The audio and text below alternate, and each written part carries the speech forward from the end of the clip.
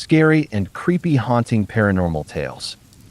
My childhood home was a magnet for paranormal activity. Honestly, I could write a book just based on the stories I have, but this one stands out from all the rest. To set the scene, we lived on a secluded stretch of highway, surrounded by dense woods. Our house sat on a few acres of land, bordered by federally protected land, which meant that no one could buy or build nearby unless their property was grandfathered in. As a result, we had no neighbors. Our house was a 300-year-old colonial, full of history. There were stories of Native Americans once living on the land, and it had seen its share of battles, especially during the Civil and Revolutionary Wars. The house always carried a heavy, negative energy. It was the kind of place where you constantly felt watched, as if something was lurking just beyond the tree line. Visitors often commented on the discomfort they felt, and many would quickly leave. My family and I had countless experiences, sometimes individually, sometimes together. This particular experience, however, was one I shared with my two brothers. Like many nights after dinner, my dad would send one of us out to feed the dog in the backyard. It was always a terrifying task because it was pitch black by then, and the dog would be near the tree line, in a section of the woods that always fell off. No matter what time of day it was, that part of the woods gave us a chilling feeling, but at night, it was especially unsettling. We all knew the woods were creepy, and no one wanted to go out there alone. So, we always went together. On this night, I was probably around 11 years old, with my 10-year-old brother and 7-year-old sibling with me. Whoever was assigned the task of feeding the dog would carry the bowl, and the other two would huddle closely around, always keeping an eye on the surroundings. We'd walk slowly, making light conversation to distract ourselves from the creeping fear. The closer we got to the dog, the more tense the air felt, almost like static electricity right before a thunderstorm. When we finally reached the dog, things took a bizarre turn. The dog, usually calm, was barking furiously, standing on its hind legs with its collar pulled taut. It was obvious he was trying to break free and run towards something. We looked in the direction he was barking at, and that's when we heard the unmistakable snap of branches. Then we saw it. A giant, black stick figure, towering as tall as the trees, was walking over a massive brush pile. The sound of snapping branches came from its movements. It looked almost mechanical, the way it moved, and its presence was overwhelming, like it shouldn't even be real. At first, it didn't seem to notice us, just continuing its strange, jerky walk. But then it turned toward us. That's when all hell broke loose. My brother, holding the dog's food bowl, threw it in the air, and we bolted toward the house. Our legs felt like jelly as we ran. We all saw the same thing, a massive, unnerving figure, and it scared us so badly that, unlike most stories you hear, our parents actually believed us when we told them. Years passed, and one day, I was chatting with a coworker about paranormal topics, as we often did. During the conversation, she mentioned something about Native American stick people. As soon as she said it, I froze, realizing exactly what she was referring to. She told me about giant stick figures that Native Americans had seen in the woods. These figures were believed to be harbingers of evil spirits, and encountering one meant you could be possessed and forced to do harm to others. I was completely freaked out. Until then, I'd never heard of such beings. But after hearing her description, I couldn't help but connect the dots. Given the Native American history of the land where I grew up, it seemed like a plausible explanation for what we saw that night. It made everything even more chilling to think about. In 1986, my dad and I took a train from what was then Yugoslavia to Trieste, Italy. We were going there to buy a musical instrument, as I was learning to play at the time. After a long, 16-hour journey, we got off at a border town, then in Slovenia, called Sazana, which was right next to Trieste. My dad had booked a room for the night in Sazana at a very old-looking hotel. As I recall, it was about 6 stories high, with no elevator, and each floor had around 6 rooms with only one shared bathroom in the hallway. That night, while I was asleep, I had a strange experience. I started to feel my left leg being slowly dragged towards the left side of the bed. Eventually, my left foot touched the floor. It was a very unsettling sensation, like I couldn't feel anything touching my leg, but my leg was moving on its own. Then, after a few seconds, my right leg began moving in the same direction. I opened my eyes, thinking it might have been my father, but I could see him sleeping in another single bed to my right. I looked up and saw a thick, gray cloud with a shiny, silver lining just above me. I could tell that the cloud saw me looking at it. Then, in a split second, the cloud vanished, swirling under the door of the hotel room and into the hallway. I kept staring at the bottom of the door, watching the light from the hallway coming through the gap, but the cloud didn't return. I was shaking with fear and eventually fell asleep. I was only 15 years old at the time. The next morning, I didn't tell my dad what had happened. Before we left for Trieste, he told me to take a shower in the bathroom down the hall. I was so scared that I asked him to stay with me in the bathroom, but he said no because he had to make a phone call home. I remember taking that shower and being unable to hold the soap steady in my hand because I was trembling so much. Leaving that hotel, I felt a huge sense of relief. I didn't tell anyone about this experience until I was in my 30s. Even now, hardly anyone believes me, but I know what I saw. It felt very real, like a dream, a vision, maybe even something supernatural.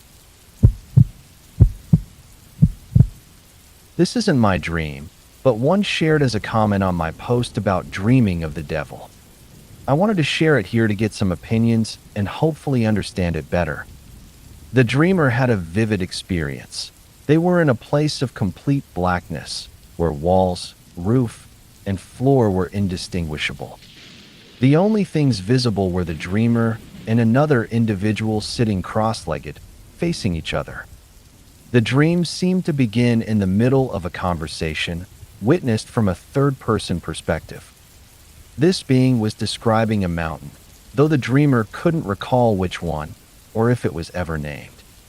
The being was the epitome of beauty, with a soft appearance and an aura of grace. In that black void, he seemed to emanate a kind of glow. As their conversation continued, he explained that he was not as people portrayed him, that he had been misrepresented and hated for things misunderstood. At that point, the dreamer had a strong sense of who this being was. He openly declared himself to be Lucifer, stating that he didn't belong in that place, that he was above it and deserved to be elsewhere. He told the dreamer that if they would take him with them, he would always be above them, protecting them from all ills and sadness, ensuring perfect happiness. He gestured, offering his hand. The dreamer, inexplicably, lifted their own hand to take it. But just before their hands met, they heard a vivid, violent, powerful no, not a plea or a panic, but a commanding, dictatorial sound.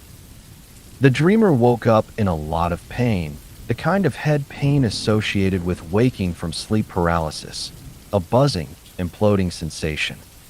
As they emerged from this, they heard 3 slow, successive knocks on their door. They got up and checked, but no one was there. The dreamer doesn't consider themselves superstitious, but of all their dreams, this remains one of the top 3 most bizarre. It felt incredibly real, and they've been left with a lingering sense of a shadow figure.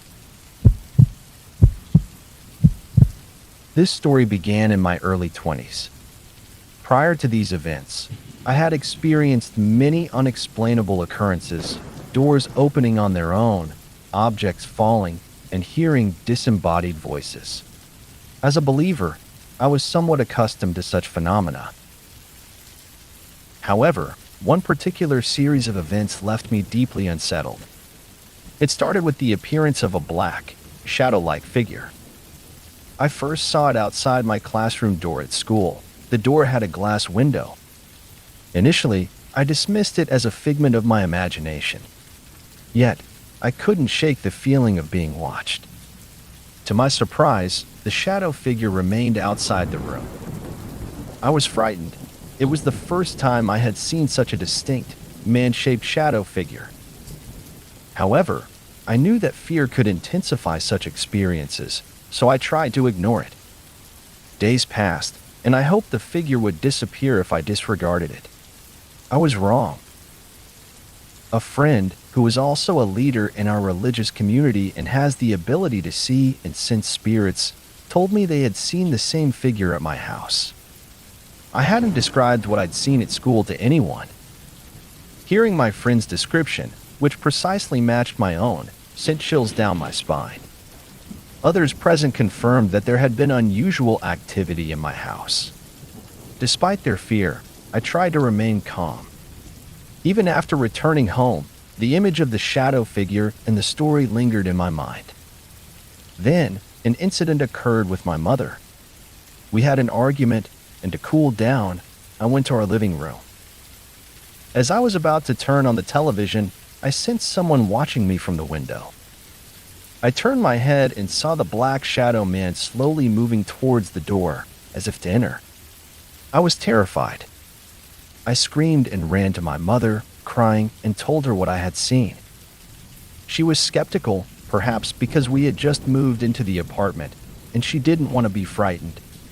Nevertheless, she agreed to check the living room with me. As we approached the doorknob, a straight lever handle, began to turn on its own. My mother witnessed this. She was shocked and, to be sure, checked if someone was playing a prank, but there was no one there. We searched the living room, but found nothing. My mother blamed my imagination and told me to stop whatever I was doing, but I insisted I wasn't doing anything. We didn't discuss it further. In the following days, a sense of unease persisted. Once, I fell asleep in the living room, exhausted. During my sleep, I felt a strange presence that woke me. I opened my eyes and saw a nun praying beside me.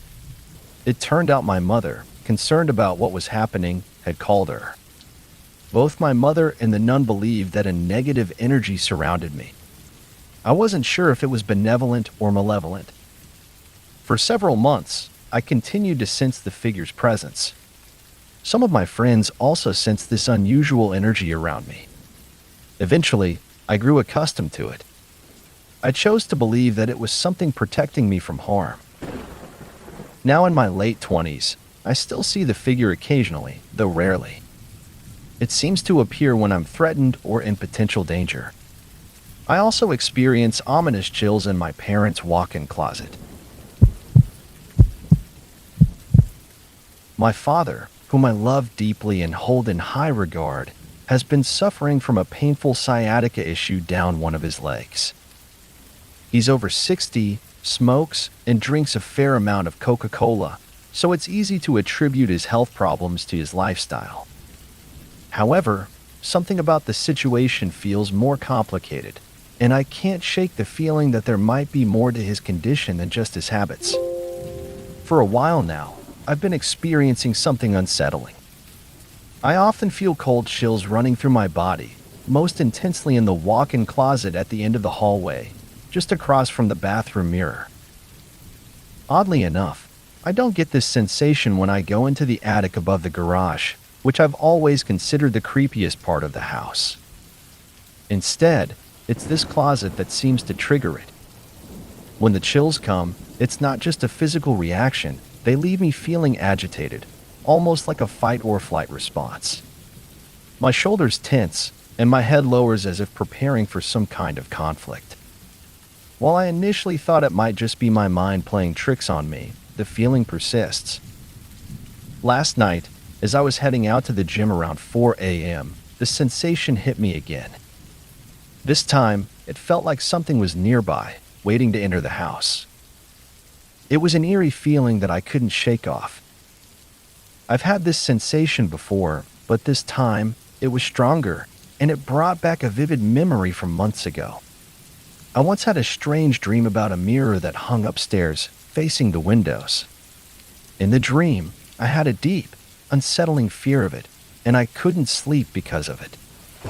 I don't remember the dream in its entirety anymore, but I do recall saying, "You're the evil spirit in this house," before the dream ended. I took the mirror down shortly after and covered it, stashing it in the closet upstairs, hoping it would help ease the unease. Now, I'm beginning to wonder if there's more to these sensations and if they could be connected to my father's health problems. I'm starting to think that perhaps an unclean spirit could be involved, contributing to his affliction in some way. I'm considering taking steps to cleanse the house, but I'm looking for advice. Has anyone experienced anything similar or have any knowledge that might shed light on this situation? And more than that, I'm left wondering, does love endure even after death? Hello everyone, and happy Day of the Dead. I want to share a curious experience that happened to me years ago, a memory of love that remains deeply etched in my heart. In 2018, I lost my girlfriend in a tragic accident. She and her father were involved in a crash, and despite extensive medical efforts, she didn't survive. It was a devastating time. The finality of saying goodbye, knowing I would never see or speak to her again, was incredibly difficult to process. 2 years later, in 2020, I began a relationship with my current wife. Soon after, she started experiencing strange occurrences in our house. Things would move on their own, doors would close, and she often felt like she was being watched. Concerned, we consulted a psychic. While I'm generally skeptical of such things, I wanted to ensure my wife's peace of mind. The psychic told us that an entity, someone closely connected to me, was protecting me and didn't want to let go. This entity, she said, was unsettled by my new relationship. To resolve this, I underwent a cleansing ritual. This involved going to the cemetery to express my feelings.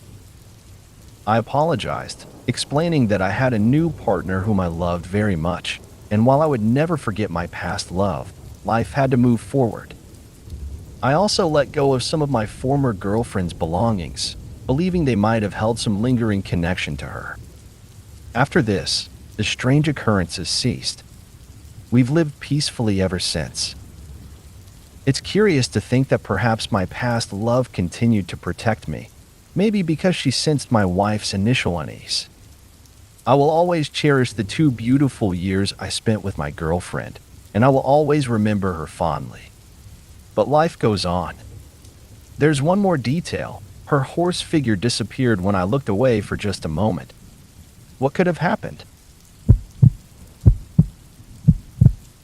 Hello everyone. I'd like to share a childhood experience that I've never been able to logically explain. When I was 9 years old, I had a large collection of Schleich figures. Any fellow Germans here? One day, I was playing with my horse figures, including a set of 2 identical brown horses. I was on the carpet, and I picked up one of the horses, turned around, placed it down, and turned back to pick up the second horse. But it was gone. My room was quite bare.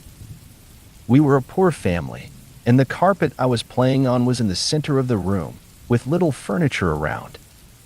I stood up and searched, but the horse was nowhere to be found, even though I had been holding it just seconds before. My parents helped me look, even moving the limited furniture and completely emptying the closets and boxes, but we never found it. Years later, we moved, and I went through everything again, but it never turned up. I've considered a few explanations, but none seem plausible. First, the most obvious explanation is that the horse never existed, and I was simply a young, confused child. However, this can't be true. I was a very meticulous child. I had a handwritten list of all my Schleich figurines, including their catalog article numbers. My mom helped me create this list, so it was definitely accurate. Furthermore, There are photos of me playing with these figures, and you can see that I had two of that specific horse. Second, perhaps I lost the horse at some other time and didn't realize it until that moment, or maybe I misremembered the event. This is also unlikely. As I mentioned, I was very meticulous. I kept a diary, which I updated 3 to 5 times a day. For that day, there are several entries describing the exact events. I've translated them from my elementary school German. Something spooky happened. I was playing with Skoko and Kaka. I turned around and Kaka was gone. He was there, and now he isn't. I looked for Kaka, but I can't find him. Mom also looked for Kaka, and I think he's gone. Mom said Dad will look for him too. Dad spent all evening moving furniture and looking through my stuff. Kaka is gone. So, yeah, I don't know what happened to that horse figure. I no longer believe in ghosts, but I still can't find any logical explanation for it. Maybe, as you said, the atoms aligned perfectly and it phased through the floor.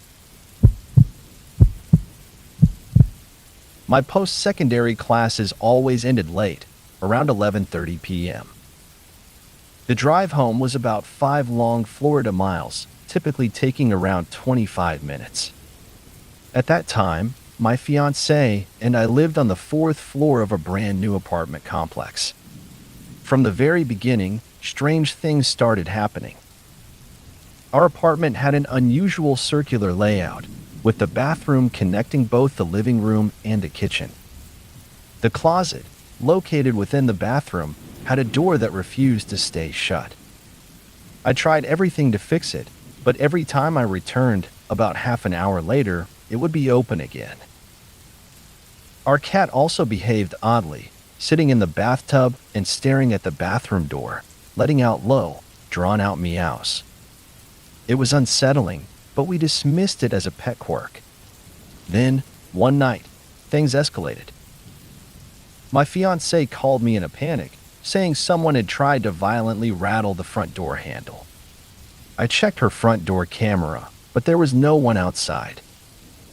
While I was still on the live feed, trying to calm her down, it happened again, a violent, almost desperate rattling, like someone trying to tear the door off its hinges.